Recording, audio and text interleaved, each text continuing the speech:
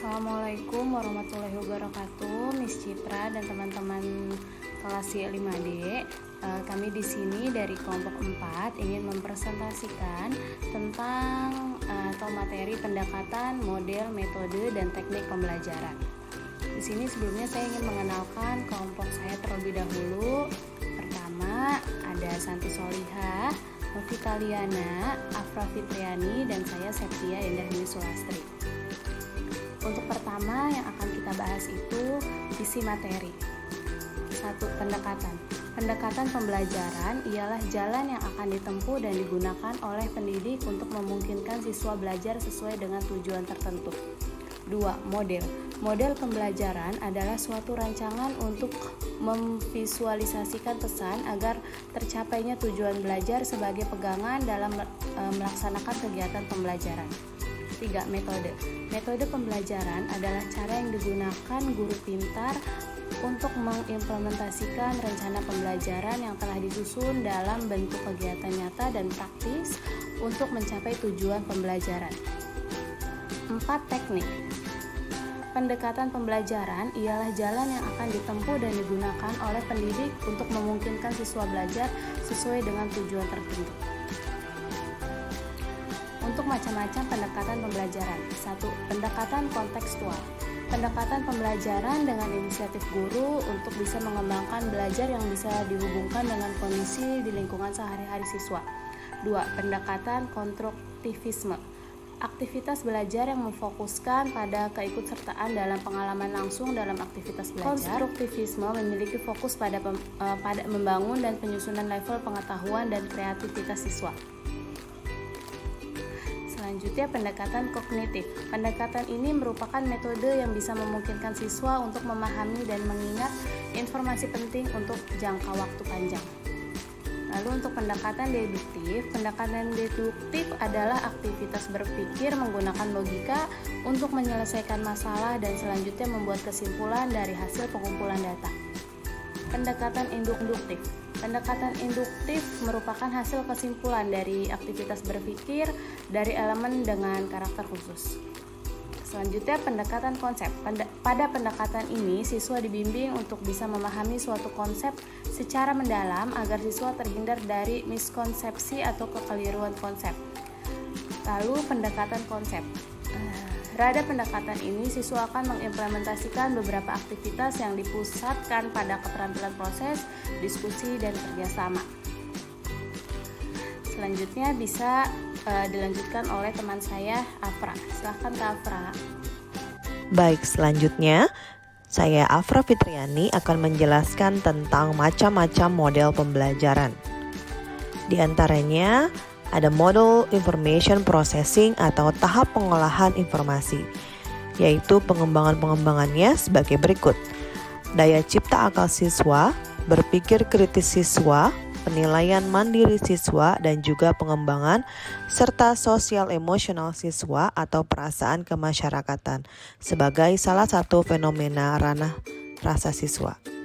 Selanjutnya, model personal atau pengembangan pribadi yang pada umumnya berorientasi pada pengembangan pribadi siswa dengan lebih banyak memperhatikan kehidupan rasa trauma fungsi emosionalnya. Selanjutnya, model non-direktif yaitu bersifat bimbingan dan penyuluhan dalam mengantisipasi atau mengatasi kesulitan belajar siswa, juga untuk meningkatkan efektivitas dan efisiensi belajar siswa yang dianggap bermasalah. Selanjutnya, model latihan kesadaran. Tujuannya adalah meningkatkan kemampuan seseorang untuk eksplorasi diri dan kesadaran diri. Next, ada model sinektik. Model ini bertujuan untuk mengembangkan pribadi dalam kreativitas dan pemecahan masalah kreatif. Selanjutnya, ada model sosial. Model sosial adalah rumpun model mengajar yang menitik beratkan pada proses interaksi antar individu yang terjadi dalam kelompok individu tersebut. Selanjutnya ada model role playing atau bermain peran. Pada prinsipnya, model mengajar bermain peran merupakan upaya pemecahan masalah khususnya yang bertalian dengan kehidupan sosial melalui peragaan tindakan. Proses pemecahan masalah tersebut dilakukan melalui tahapan-tahapan, yaitu identifikasi atau pengenalan masalah, uraian masalah, pemeranan atau peragaan tindakan, dan diskusi dan evaluasi. Selanjutnya ada model behavioral. Model behavioral direkayasa atas dasar kerangka teori perilaku yang dihubungkan dengan proses belajar dan mengajar. Aktivitas mengajar menurut teori ini harus ditujukan pada timbulnya perilaku baru atau berubahnya perilaku siswa ke arah yang sejalan dengan harapan. Dan model mastery learning atau belajar tuntas yaitu merupakan pendekatan mengajar yang mengacu pada ketetapan kriteria hasil belajar.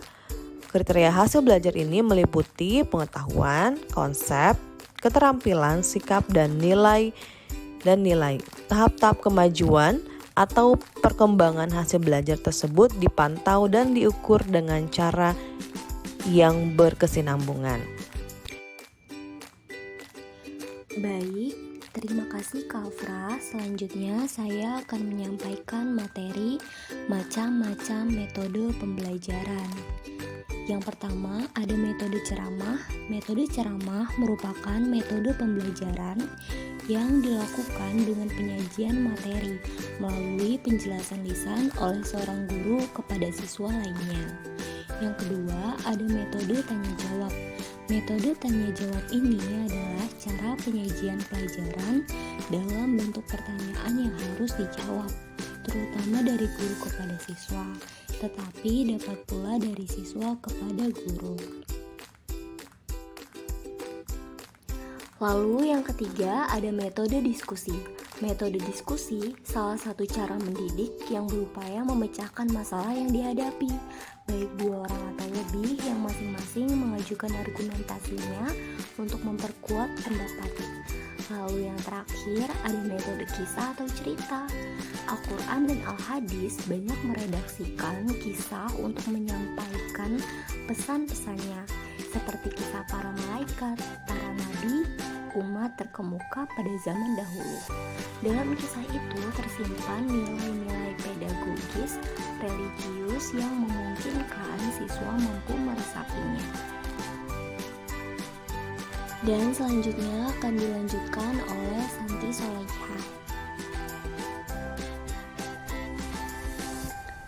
Baik, selanjutnya saya Santi Solehah akan menjelaskan tentang teknik pembelajaran. Teknik pembelajaran yaitu cara yang digunakan guru dalam menerapkan suatu metode pembelajaran. Adapun macam-macam teknik pembelajaran, diantaranya teknik syarahan atau guru menjelaskan, kalau ada siswa yang belum paham guru menjelaskan kembali. Kemudian teknik perbincangan atau melatih siswa mengeluarkan pendapat. Teknik project atau merencanakan program pembelajaran secara berjangka. Teknik penyelesaian masalah atau guru memberikan suatu permasalahan, siswa secara perorangan atau kelompok mencari penyelesaiannya. Selanjutnya teknik dapatan atau guru memberikan permasalahan yang belum lengkap, siswa melengkapi permasalahan, kemudian guru membantu mencari penyelesaiannya. Dan terakhir teknik permainan atau menyajikan permainan untuk meningkatkan motivasi. Baik, selanjutnya kesimpulan akan dijelaskan oleh moderator kita, Setia Indah. Terima kasih. Baik, saya akan lanjutkan untuk kesimpulannya. Dari pembahasan di atas, maka dapat kami simpulkan bahwa model pembelajaran adalah suatu rencana atau pola yang dapat digunakan untuk membentuk kurikulum atau rencana pembelajaran jangka panjang, merancang bahan-bahan pembelajaran, dan membimbing pembelajaran di kelas atau yang lainnya. Ditinjau dari cara penyajiannya dan cara pengolahannya, pendekatan dan teknik pembelajarannya. Teknik pembelajarannya sifatnya masih konseptual dan untuk mengimplementasikannya digunakan berbagai metode pembelajaran tertentu. Baik, sudah cukup di kelompok 4. Mohon maaf jika ada kesalahan. Wassalamualaikum warahmatullahi wabarakatuh. Terima kasih, selamat malam.